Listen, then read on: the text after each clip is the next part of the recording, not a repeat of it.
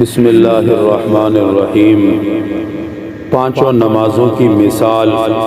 عن جابر رضی اللہ تعالی عنہ قال قال رسول اللہ صلی اللہ علیہ وسلم مثل الصلوات الخمس كمثل نهر جار غمر على باب احدكم يغتسل منه كل يوم 5 مرات۔ حضرت جابر رضی اللہ تعالی عنہ سے روایت ہے کہ آپ صلی اللہ علیہ وآلہ وسلم نے ارشاد فرمایا کہ پانچوں نمازوں کی مثال اس گہری نہر کی طرح ہے جو تم میں سے کسی ایک کے دروازے پر جاری ہو اور وہ اس گہری نہر میں روزانہ 5 دفعہ غسل کرتا ہو۔ یہ صحیح مسلم شریف میں حدیث پاک ہے۔ ایک دوسری روایت میں مزید یوں وضاحت بیان فرمائی۔ آپ صلی اللہ علیہ وآلہ وسلم نے ایک مرتبہ ارشاد فرمایا کہ بتاؤ اگر کسی شخص کے دروازے پر ایک نہر جاری ہو جس میں وہ 5 مرتبہ روزانہ غسل کرتا ہو، کیا اس کے بدن پر کچھ میل باقی رہے گا؟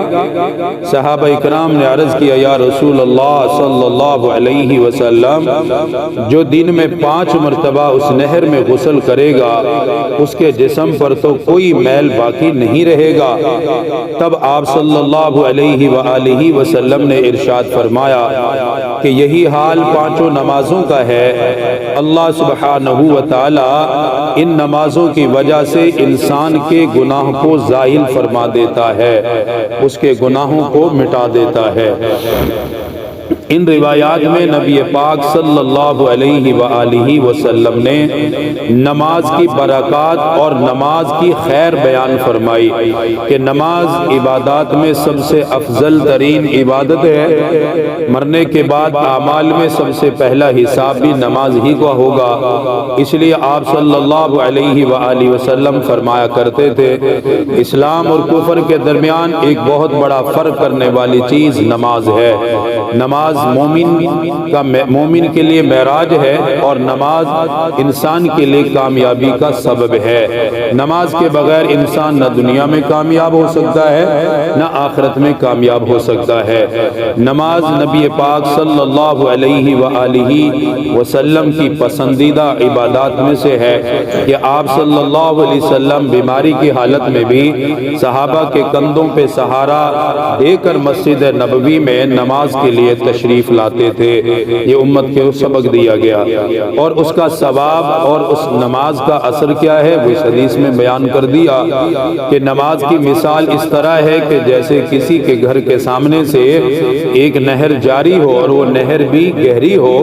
گہری ہونا اس لیے بیان فرمایا کہ پانی جتنا گہرا ہوگا اتنا صاف ستھرا ہوگا، اس کے اندر گدلا پن نہیں ہوگا، صاف ستھرا ہوگا۔ دریا، سمندر، اس لیے ان کا پانی صاف ہوتا ہے شیشے کی طرح کیونکہ ان کے اندر گہرائی بہت زیادہ ہے۔ تو اس لیے فرمایا گہری نہر تمہارے دروازوں کے سامنے سے جاری ہو اور 5 مرتبہ تم اس میں غسل کرو تو بتاؤ کوئی میل کچیل باقی رہے گا؟ تو صحابہ نے کیا عرض کیا یا رسول اللہ کوئی باقی نہیں رہے گا۔ انسان 5 دفعہ نہائے اور صاف ستھرے پانی سے تو جسم تو صاف ہوگا۔ فرمایا اسی طرح 5 نمازیں ہیں، جو مسلمان 5 نمازوں کا اہتمام کرتا ہے اللہ تعالیٰ اس کے اعمال نامے سے اس کے گناہوں کو مٹا دیتا ہے۔ پھر اس پر ایک اور واضح حدیث موجود ہے کہ سردی کے موسم میں آپ صلی اللہ علیہ وآلہ وسلم باہر تشریف لائے، آپ کے ساتھ صحابی رسول موجود تھے۔ آپ نے ایک درخت کے ٹہنی کو پکڑا اور اسے ہلایا تو پتے زمین پر گرنے لگے۔ آپ نے فرمایا کہ ابو ذر تم نے سوال نہیں کیا؟ غالباً حضرت ابو ذر ساتھ تھے کہ سوال نہیں کیا کہ میں نے اس کو کیوں ہلایا اور پتے زمین پہ گرے؟ تو وہ عرض کرنے لگے کہ حضور بتا دیجئے اس عمل کی حکمت کیا ہے؟ فرمایا کہ میں سمجھانا یہ چاہ رہا ہوں جیسے سردیوں میں درختوں سے پتے زمین پر گرتے ہیں، اسی طرح مسلمان جب نماز پڑھتا ہے تو اس کے گناہ جھڑ جاتے ہیں، اس کے اوپر گناہ باقی نہیں رہتے۔ پھر اس میں ایک حکمت یہ دیکھیں کہ نمازیں 5 ہیں جبکہ فرض 50 ہوئی تھی، آخر نمازیں 5 رہ گئی، لیکن پھر بھی وعدہ اللہ تعالیٰ کا یہ ہے کہ امت نمازیں 5 پڑھ لے، اللہ پاک اجر 50 ہی کا عطا فرمائے گا۔ ایک نماز کو 10 کے برابر قرار دیا۔ پھر دوسری حکمت اس میں یہ دیکھیں کہ نمازیں 5 ہیں، اللہ تعالیٰ نے ان کو ایک ساتھ جمع نہیں کیا کہ صبح کے وقت 5 نمازیں اکٹھی پڑھ لو، ظہر کے ٹائم پڑھ لیں، اتنی رکعت نہیں، 5 نمازیں ان کے لیے اوقات بھی الگ الگ مقرر فرمائے۔ اس میں حکمت یہ ہے کہ انسان اگر صبح کے وقت ہی فرض ہو جاتی 5 کی 5 کہ پڑھ لی بس اس نے، تو پھر سارا دن اس کا بغیر نماز بغیر رکوع سجدے کے گزرتا، اور انسان خطا کار ہے، غلطیاں کرتا ہے، یہ کبھی بھی غلطی کر سکتا ہے۔ تو اگر صبح کے وقت ہی نماز سے فارغ ہو جاتا، شام میں یا دوپہر میں انسان کی موت آ جائے تو وہ درمیان میں گناہوں کا کافی حصہ باقی رہ جاتا ہے۔